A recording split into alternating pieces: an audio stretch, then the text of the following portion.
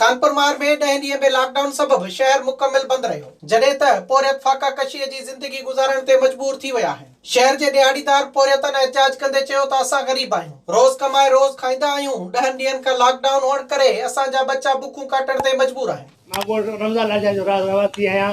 असांखे 15-16 ॾींहं शहर बंदि आहे, शहर में मज़दूरी कंदा आहियूं। न असांखे नौकिरी आहे गवर्नमेंट जी, न को ॿनी ॿार बि आहे, न को ॿनी ॿार कंदा बि आहियूं।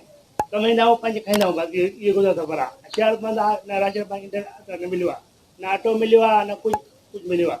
असां तमामु तंग वेठा आहियूं। कंहिं महिल बुख ते सुम्ही पवंदा आहियूं, कंहिं महिल कीअं हुतो करे टाइम पास थिए थो।